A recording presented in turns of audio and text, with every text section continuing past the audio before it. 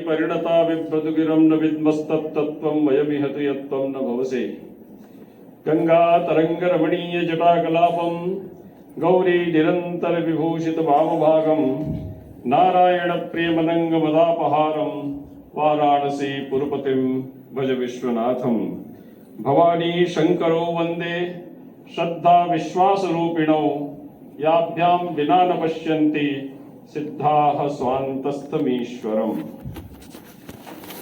वैशाख शुक्ल तृतीया अक्षय तृतीया के अत्यंत पावन पर्व पर आज हम सभी काशी के विद्वद्गण तथा बटु भगवान परशुराम जी के प्रति अपनी श्रद्धा प्रकट करने के लिए यहाँ उपस्थित हैं। मंच पर इस सभा की मुख्य अतिथि के रूप में विराजमान है संपूर्णानंद संस्कृत विश्वविद्यालय के माननीय कुलपति प्रोफेसर बिहारी लाल शर्मा जी। आज की सभा की अध्यक्षता कर रहे हैं करपात्र धाम के कर्ता धर्ता डॉक्टर जगजीतन पांडे जी। हमारे बीच विराजमान है पद्मश्री प्रोफेसर कमलाकांत त्रिपाठी जी, जो कि काशी में अत्यंत लोकप्रिय हैं अपनी चिकित्सकीय सेवा के लिए।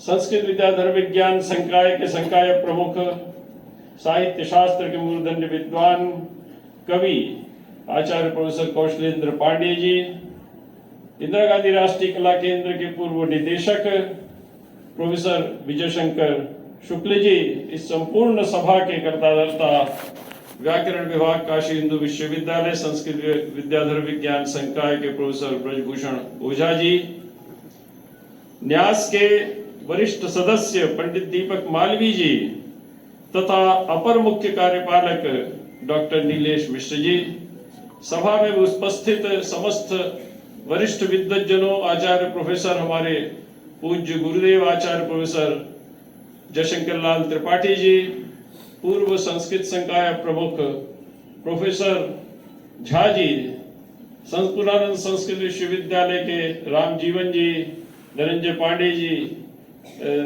राम पूजन जी, धनंजय पांडे जी, रामजीवन जी, काशी हिंदू विश्वविद्यालय के आप सभी को मैं प्रणाम निवेदित करता हूं।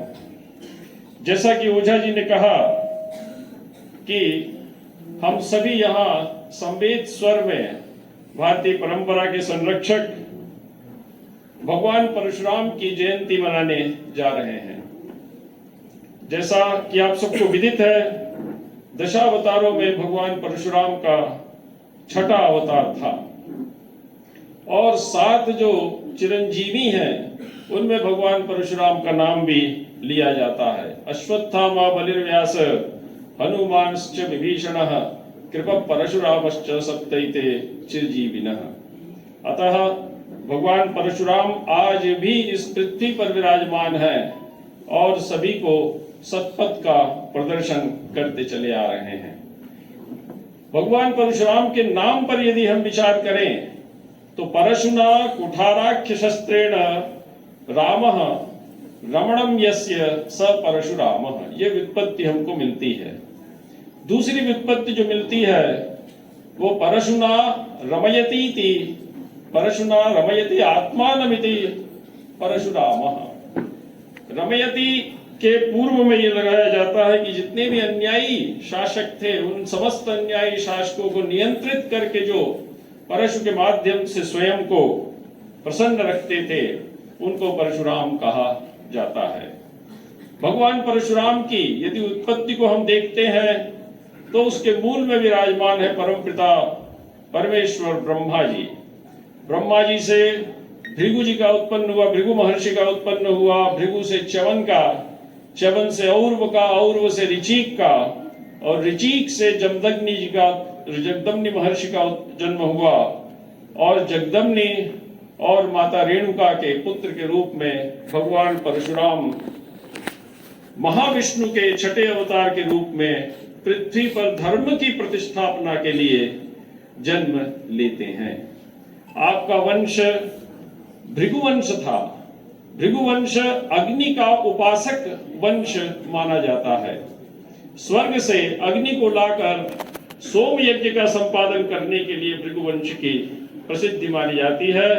और सुप्रसिद्ध जो दाशराज का युद्ध था उसमें योद्धा के रूप में भृगुवंशीय ऋषियों ने अपने सामर्थ्य को प्रदर्शित किया था। ये अग्नि के उपासक होने के साथ साथ मृत संजीवनी विद्या के भी ज्ञाता थे। युद्ध में अग्नि का प्रयोग करना इनको सिद्ध हस्त था। ऐसे अत्यंत सुप्रसिद्ध भृगुवंश में भगवान परशुराम का जन्म हुआ। महर्षि जमदग्नि और इक्ष्वाकु वंशीय विदर्भराज प्रसेनजीत की पुत्री रेणुका के पुत्र के रूप में भगवान परशुराम जन्म लेते हैं। जमदग्नि और इक्ष्वाकु वंशीय विदर्भराज प्रसेनजीत की पुत्री रेणुका का जब विवाह संपन्न हुआ तो इन्होंने भगवती नर्मदा के पावन तट पर आश्रम बनाकर निवास करना शुरू किया और वहीं तपस्यारत हो गए। वहां इनको 4 पुत्र प्राप्त हुए। प्रारंभ में रुमणवान, सुहोत्र, वसु और विश्वावसु। लेकिन कालांतर में पृथ्वी देवी जब अन्याय और अत्याचार से त्रस्त होकर ब्रह्मा के पास पहुंचती हैं अपने कष्ट निवारण के लिए, तो ब्रह्मा जी क्षीरोदधि में विराजमान महाविष्णु के समीप पृथ्वी देवी को ले जाते हैं। महाविष्णु ने महर्षि जमदग्नि के पुत्र के रूप में जन्म लेने का पृथ्वी देवी को वचन दिया, निर्णय लिया और समस्त अन्यायी शासकों को जो कि पृथ्वी पर अत्याचार कर रहे थे उनको नियंत्रित करने का वरदान दिया। देवी रेणुका ने महाविष्णु के अंश के रूप में, महाविष्णु के छठे अवतार के रूप में परशुराम को अपने गर्भ में धारण किया और उनको इस पृथ्वी पर जन्म दिया। ये कथा भगवान परशुराम के जन्म की हमें पुराणों में प्राप्त होती है।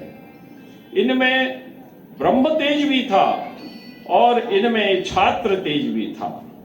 यदि पितृकुल से देखते हैं तो इनमें ब्रह्म तेज प्रतिष्ठित था और मातृकुल से यदि देखते हैं तो इसमें छात्र तेज भी प्रतिष्ठित था। ऐसी कथा मिलती है कि ऋचिक जो इनके पूर्व वंशज थे, जमदग्नि के पिता थे और जिनकी पत्नी का नाम सत्यवती था, जिन्होंने जमदग्नि को जन्म दिया, उन्होंने यज्ञाग्नि के माध्यम से 2 दिव्य पायस प्राप्त किए। एक दिव्य पायस में छात्र तेज था और दूसरे दिव्य पायस में ब्राह्म तेज था। ऋचिक ने छात्र तेज वाला दिव्य पायस सत्यवती की मां को दिया और ब्राह्म तेज वाला पायस सत्यवती को दिया, लेकिन उन्होंने आपस में इसको बदल लिया। अंत में सत्यवती के गर्भ से ब्राह्म तेज वाले, छात्र तेज वाले पायस से जमदग्नि का जन्म होता है और सत्यवती की माता के गर्भ से ब्राह्म तेज वाले पायस से महर्षि विश्वामित्र का जन्म होता है। ये कथा हमें पुराणों में प्राप्त होती है। दूसरा जो वृत्तांत हमें परशुराम जी से संबंधित मिलता है वो है कि देवताओं में भगवान शिव और विष्णु की तेजस्विता को लेकर प्रतिस्पर्धा हुई।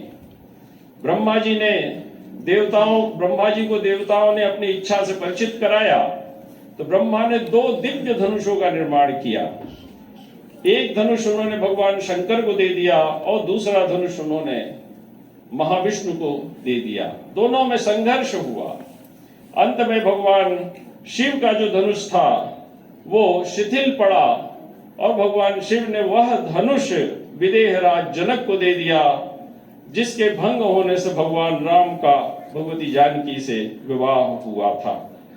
महाविष्णु ने अपना धनुष ऋचिक को दे दिया, ऋषि ऋचिक को दे दिया और ऋचिक ने जमदग्नि को दे दिया और जमदग्नि से वही अत्यंत दिव्य धनुष परशुराम जी को प्राप्त हुआ। ये कथाएं हमें पुराणों में, भागवत में, इसके अतिरिक्त अन्य ग्रंथों में, महाभारत इत्यादि में प्राप्त होती है।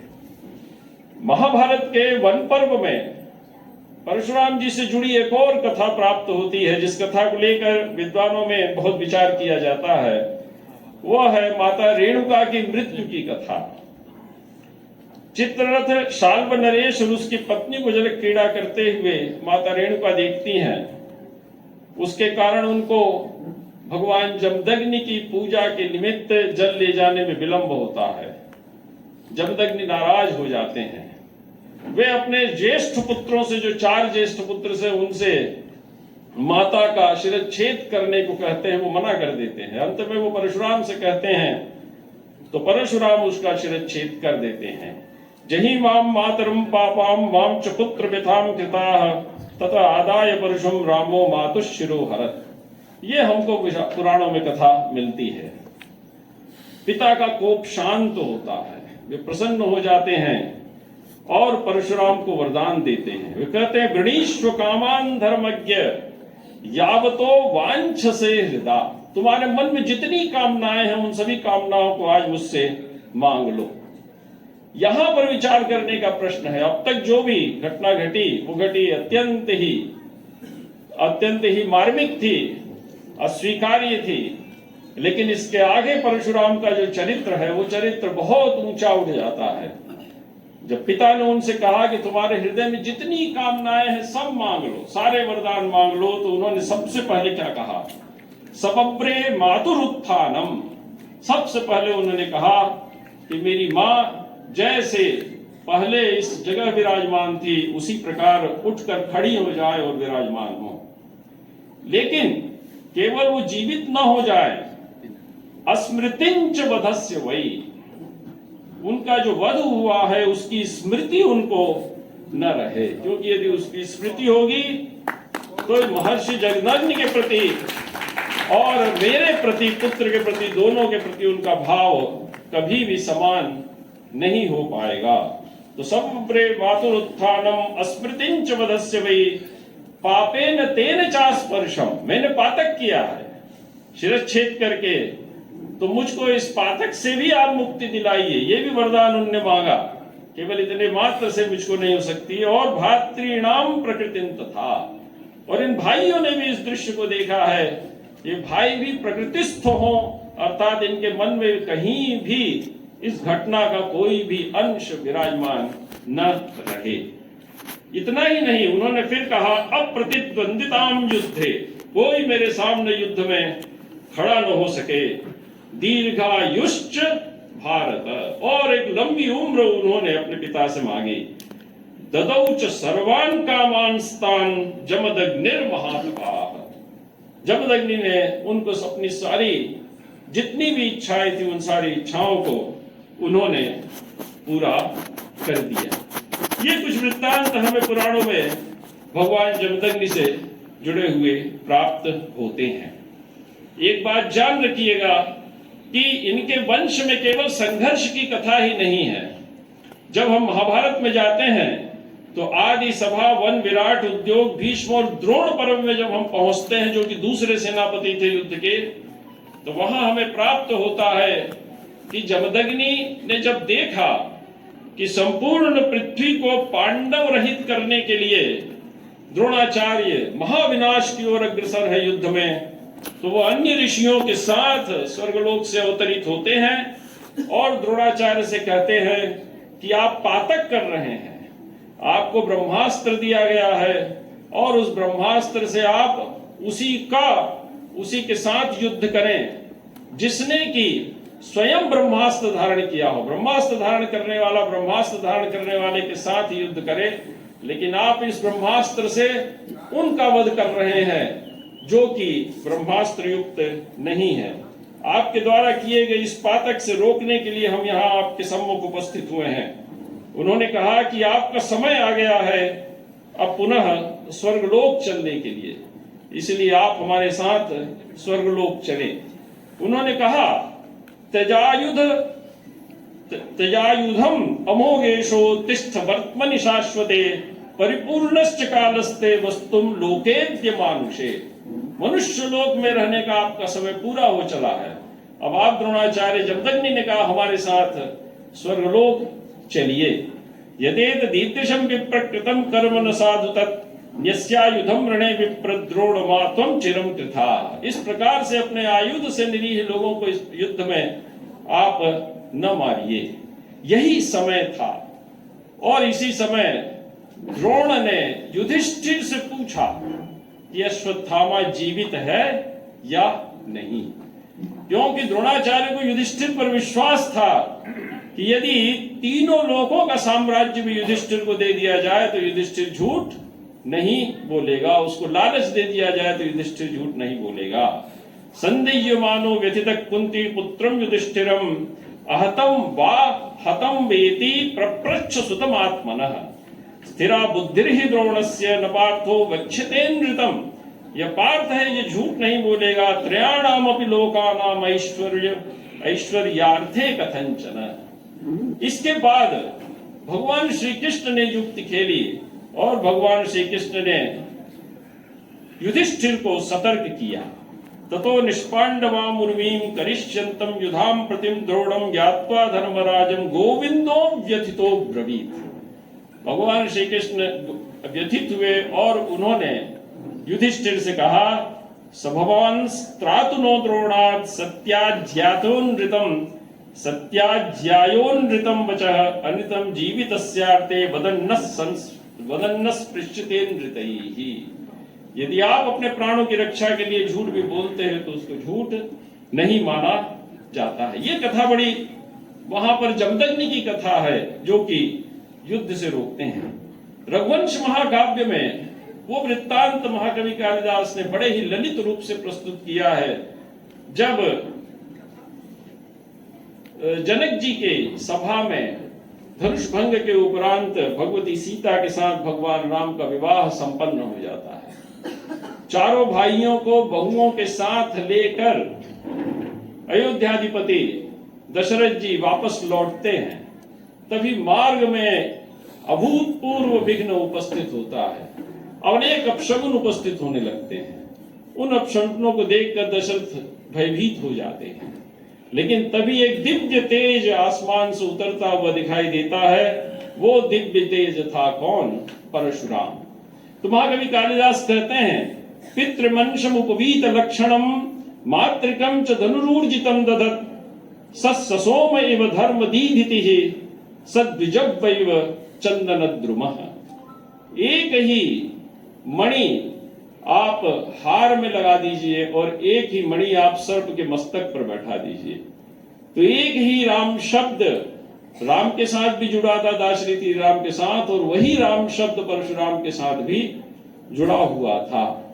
लेकिन परशुराम में पितृ का ब्राह्म अंश उपस्थित था और माता का जो ऊर्जित तेज था, छात्र तेज, वो उनमें उपस्थित था। तो राम शब्द के विषय में कहते हैं कालिदास की, नाम राम इत तुल्यमात्मजे वर्तमान महिते च दारुणम हृदय मध्य भयदायी चाभवत रत्नजात में बहार सर्पयोः। एक ही मणि आप हार में लगा दीजिए और एक ही मणि आप मस्तक पर बैठा दीजिए सर्प के। उसी तरह से एक ही राम शब्द परशुराम में और एक ही राम शब्द भगवान राम में उपस्थित दिखलाई देता है। परशुराम कहते हैं कि पहली बार किसी ने मेरे तेज को ललकारा है और मुझको पराजित किया है। तुमने जिस शिव धनुष को तोड़ा वो शिव धनुष निस्तेज था। यदि तोड़ना है तो मेरे इस इस वैष्णव धनुष को तोड़कर दिखाओ। वे दे देते हैं अपना वैष्णव धनुष और भगवान राम उस पर बाण चढ़ा देते हैं। लेकिन महाकवि कालिदास भगवान राम से कहते हैं कि न भगवान राम महाकवि कालिदास भगवान राम से कहलवाते हैं परशुराम जी से कि न प्रहर्तुमलमस्मि निर्दयम विप्र इत्यभिभवत्यपित्वयि। आपने मेरा असम्मान किया है, अपमान किया है, लेकिन फिर भी आप ब्राह्मण हैं, इसलिए मैं आपके ऊपर बाण यह नहीं छोड़ सकता। शंस किम गति मनेन पत्रिणा हन्मि लोकमुदते मखार्जितम। अब इसके दो ही रास्ते हो सकते हैं कि या तो मैं आपकी विभिन्न तीर्थों में अप्रतिहत गति से घूमने की सामर्थ्य को नष्ट कर दूं, या फिर आपके जो यज्ञ से अर्जित परलोक का पद है उसको समाप्त कर दूं, स्वर्ग गमन की आपकी जो पुण्य है उसको समाप्त कर दूं।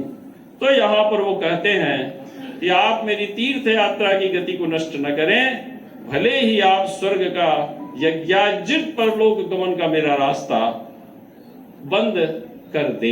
ये परशुराम जी की अत्यंत मधुर कथा, अत्यंत दिव्य कथा हमें प्राप्त होती है। आधुनिक संस्कृत साहित्य में यदि आधुनिक हिंदी साहित्य में यदि हम देखते हैं तो रश्मिरथी रामधारी सिंह दिनकर जी ने रचना की थी। उस रश्मिरथी में कर्ण की कथा है और कर्ण के गुरु कौन थे? परशुराम जी, जामदग्नि।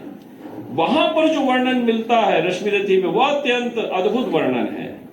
अजिन दर्भ पलाश कमंडलु एक और तप के साधन, एक और है टंगे धनुष तूणीर तीर बरछे भीषण, चमक रहा तृणकुटी द्वार पर एक परुष आभाशाली, लौह दंड पर जड़ित पड़ा हो मानो अर्ध अंशुमाली। श्रद्धा बढ़ती अजिन दर्भ पर परुष देग मन डरता है, युद्ध शिविर या तपोभूमि यह समझ नहीं कुछ पड़ता है, हवन कुंड जिसका यह उसके ही क्या है ये धनुष कुठार, जिस मुनि की यह सुरवा उसी की कैसे हो सकती तलवार। परशु और तप ये दोनों वीरों के होते हैं श्रृंगार, वीरों के ही होते श्रृंगार।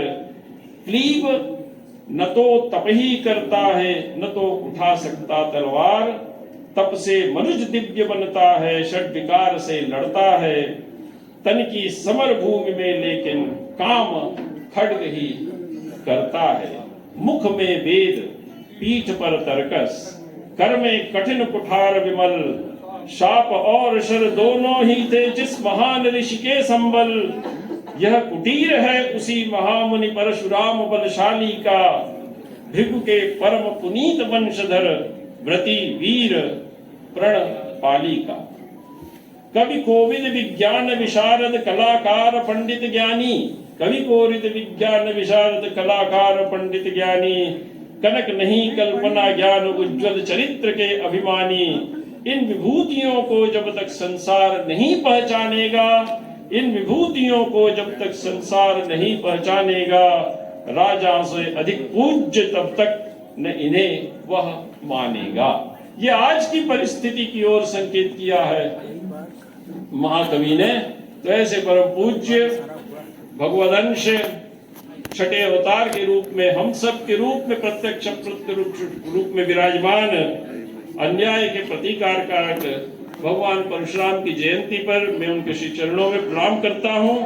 और आप सभी विद्वज्जनों ने मुझे सुना, इसके लिए आप सभी के प्रति हृदय से साधुवाद और प्रणाम अर्पित करते हुए बहुत बहुत धन्यवाद।